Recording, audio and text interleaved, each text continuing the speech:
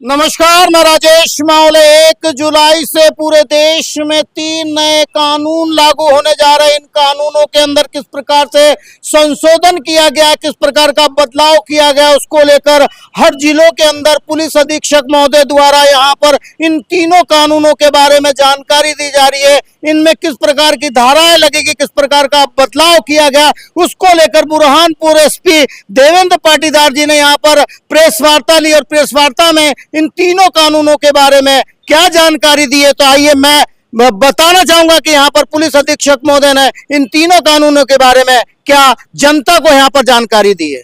1 जुलाई 2024 से पूरे देश में नवीन आपराधिक कानूनों का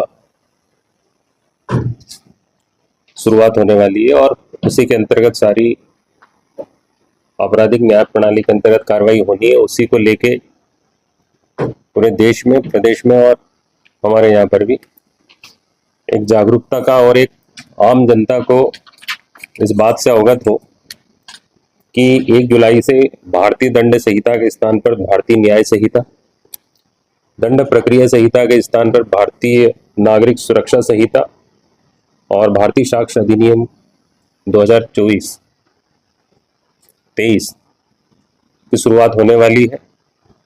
उसको लेके बुरहानपुर पुलिस भी आपराधिक कानूनों का कानून की मंशा के अनुसार गंभीरता के साथ पालन हो, उसके लिए पूरी तरीके से तैयार है।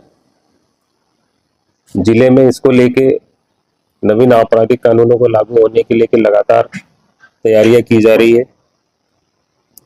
हमारे द्वारा हमारे जो पूरे इन्वेस्टिगेशन ऑफिसर्स हैं, जो हमारे कांस्टेबल स्टाफ है, सीनियर ऑफिसर्स हैं, इन सभी लोगों की लगातार ट्रेनिंग विगत 1-2 महीने से जारी है। तो हम लोग करीब 305 इन्वेस्टिगेशन के ऑफिसर्स और करीब 315 हमारे सेस स्टाफ, मिनिस्ट्रियल स्टाफ सभी को ट्रेन कर चुके हैं। और इस दिशा में जनसंवाद के माध्यम से पिछले 1-आध महीने से छोटी छोटी सभाओं के माध्यम से कि ऐसी कानून लागू होने वाले, इससे अवगत करा रहे हैं। और इसी को लेके 1 जुलाई को हमारे द्वारा हमारे सारा थाना अंतर्गत एक बड़ा कार्यक्रम का आयोजन किया जा रहा है, जिस कार्यक्रम के अंतर्गत हमारे क्षेत्र के रहने वाले, थाना क्षेत्र के रहने वाले विद्यार्थी हो, शिक्षाविद हो, कानून से जुड़े लोग हो, आम जनता के व्यक्ति हो, गणमान्य नागरिक हो, शासकीय विभागों से जुड़े लोग हो, सेवानिवृत्त कर्मचारी हो, इन सभी को लेके वृहद स्तर पर थानों में एक कार्यक्रम का आयोजन कर रहे हैं। उस कार्यक्रम के माध्यम से हम अपने इन तीनों आपराधिक कानूनों की जो मंशा है उसको अवगत कराने वाले हैं, जिससे कि जो बात है डाउन टू अर्थ एक एक व्यक्ति तक पहुंचे कि आने वाले समय में होने वाली आपराधिक घटना, कानून व्यवस्था, ये अन्य मुद्दों के ऊपर जब भी कोई कार्रवाई होगी तो उस पुराने भारतीय दंड संहिता के स्थान पर भारतीय न्याय संहिता के अंतर्गत कार्रवाई होगी। दंड प्रक्रिया संहिता के अंतर्गत के बजाय भारतीय नागरिक सुरक्षा संहिता के अंतर्गत कार्रवाई होगी। भारतीय साक्ष्य अधिनियम 2023 के अंतर्गत कार्रवाई होगी। इस बात से अवगत हो और इस संहिताओं में उनको क्या क्या अधिकार दिए गए हैं, क्या परिवर्तन किया गया है, किन धाराओं में प्रकरण पंजीबद्ध होगा, प्रक्रियाएं क्या होगी, हर व्यक्ति की क्या जिम्मेदारी तय हो रही है, कितना कानून को प्रभावी तरीके से बनाया गया, इन उस भावना से भी सभी को अवगत कराया गया। और इस कार्यक्रम को लेके हमारे द्वारा अलग अलग थानों में अलग अलग कार्यक्रम रखे गए हैं। थाना कोतवाली के अंतर्गत सेवा सदन कॉलेज में 11 बजे कार्यक्रम है, शिकारपुरा में गुर्जर भवन में करीब 12 बजे कार्यक्रम है, गणपति नागा के अंतर्गत भी एक कार्यक्रम हुसैनी हाल में 11 बजे है, नेपा नगर में नेपा नील का ऑडिटोरियम है, उसमें 10 बजे कार्यक्रम है, खकनार में भी हमारे जनपद कार्यालय में कार्यक्रम का आयोजन किया गया है, शाहपुर में मंगल भवन परिसर में है और निमोला में भीम्स में। तो थाना लालबाग के अंतर्गत हमारे द्वारा गोविंद जी वाला ऑडिटोरियम में भी 2:30 बजे एक बृहद कार्यक्रम का आयोजन किया गया, जिसमें वहां के उस क्षेत्र के रहने वाले गणमान्य नागरिक और अन्य जो भी लोग हैं उस कार्यक्रम में उनको बुला के उस कानून की भावना से अवगत कराने का प्रयास किया जाएगा। उस कानून के मूल तत्वों से अवगत कराया जाएगा, जिससे कि उनके माध्यम से आगे की तरफ इस बात को पहुंचा पाए। इसको लेके भी हम कल भी अलग अलग कॉलेजेस में, स्कूलों में छोटे छोटे कार्य करेंगे और ये प्रक्रिया को हम लगातार जारी रखेंगे, जिससे कि कानून की भावनाओं से अवगत हो और इस कार्यक्रम की सही तरीके से हम अमली जामा पहना पाए और लोगों को कानून का वास्तविक लाभ हम दे पाए। जहाँ तक इस कानून के जो मुख्य बिंदु है उसके बारे में अवगत कराना चाहूँगा। ये कानून जिस मंशा को लेकर स्टार्ट हुआ है उसके कुछ महत्वपूर्ण बिंदु जैसे है कि पहले जो कानून बना था भारतीय दंड संहिता वर्ष 1860 के अंतर्गत बना था। मतलब आज से काफी वर्षों पहले, सैकड़ों साल पहले ये कानून बना था।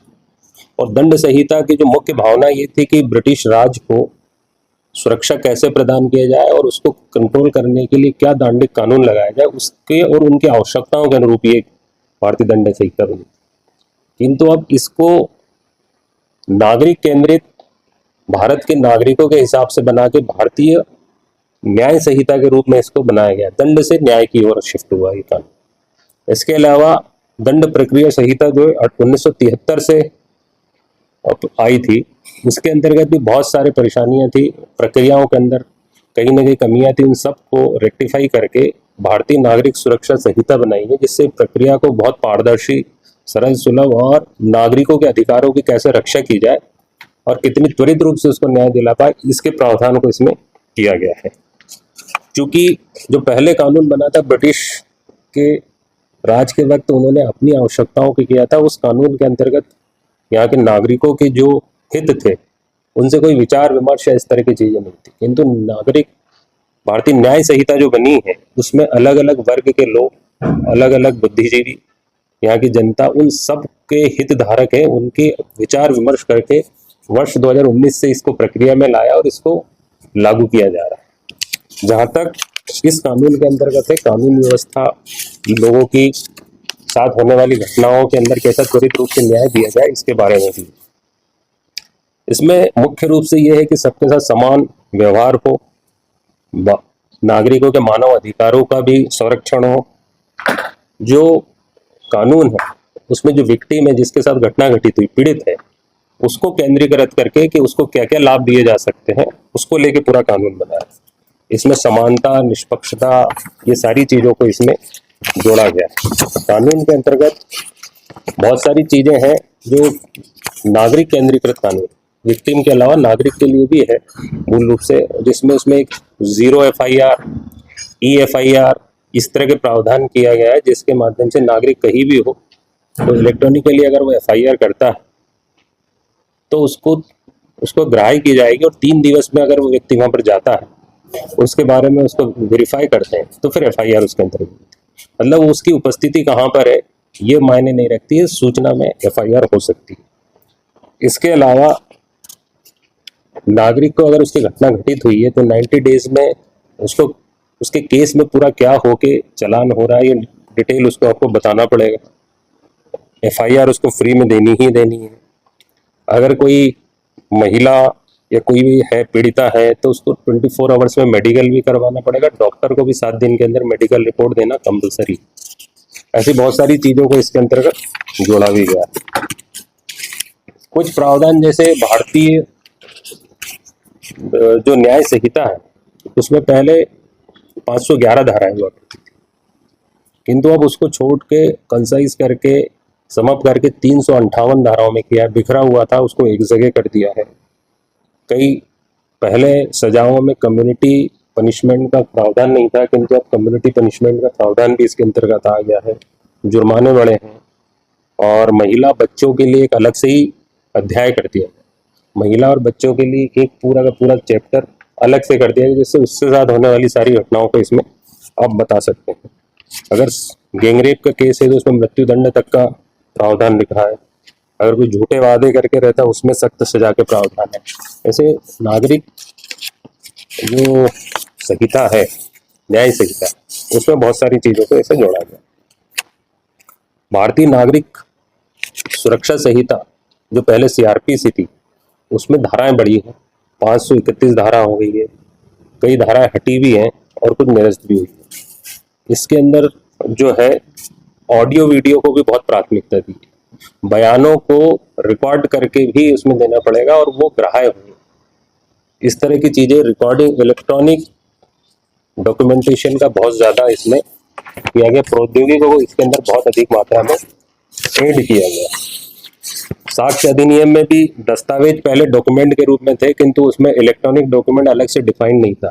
अब इलेक्ट्रॉनिक डॉक्यूमेंट साक्ष्य के रूप में ही हो गया कि अगर कोई रिकॉर्ड करके कोई डॉक्यूमेंट पेश कर रहा है तो उसको साक्ष्य में वैसे ही ग्राह्य होगा जैसे पहले और कोई दस्तावेज ग्राह्य होता था। तो बहुत सारी चीज़ों को, डिजिटल रिकॉर्ड को बहुत ज़्यादा इसके अंदर प्रमाणीकरण किया है, क्योंकि वर्तमान परिदृश्य में डिजिटल रिकॉर्ड बहुत ज़्यादा होता है, तो उसको भी प्राइम फेसी चीज़ें इसमें ऐड की गई है। महिला बच्चों के लिए कई चीज़ें उसमें जोड़ी गई है, और अगर मान लीजिए कोई मेडिकल रिपोर्ट 7 दिन के अधिकारी को देने का कंपलसरी रखा गया है, बाकी 18 वर्ष से कम आयु की बच्ची के साथ में कोई गैंगरेप या होता है तो इसमें आजीवन कारावास और मृत्यु दंड इस लेवल तक के प्रावधान। कुल मिला के इसमें जो है न्याय प्रणाली में टेक्नोलॉजी का भरपूर मात्रा में समावेश किया है। ई समन्स और वारंट को इलेक्ट्रॉनिकली आप उसको भेजने के संबंध में प्रॉपर प्रावधान है जिसका पालन किया जाना है। तलाशी और जब्ती, इनके ऑडियो वीडियो रिकॉर्डिंग करनी है। जो पहले अदम चेक हुआ करती थी उसको 15 दिन के अंदर एक साथ करके मजिस्ट्रेट को देना कंपलसरी हो गया है, पहले कोई ये सब चीज़ें उसमें नहीं हुआ करती थी। तो कुल मिला के जो कानून है वो बहुत ही वृहद स्तर पे नागरिकों की सुरक्षा के हिसाब से, पीड़ित को सुरक्षा के हिसाब से ये सारी चीज़ें उसमें ऐड की गई है। तो आने वाले समय में इसका लाभ आम जनता तक कैसे पहुंचे, अवेयर कैसे हो, अपने राइट्स को कैसे पहचाने, इन सब चीज़ों को ध्यान में देते हुए ये वृहद स्तर पर कानून जो लागू हो रहा है उसके जन जागरूकता के लिए पुलिस पूरी तरीके से लगी हुई है। और इन सब चीज़ों को देखते हुए हम लोगों ने अलग अलग कार्यक्रम रखे हैं। आने वाले समय में बहुत ही माइक्रो लेवल पे छोटे छोटे जगह पर भी हम इन कार्यक्रमों को आयोजित करके जनता को अवेयर करेंगे, और आने वाले समय में इन कानूनों का कितना अच्छे से पालन हो, संविधान की मूल भावना और कानून की मूल भावना के हिसाब से इसको हम कितने अच्छे तरीके से जनता तक पहुंचा पाए और इसको लागू कर पाए, इस दिशा में कार्य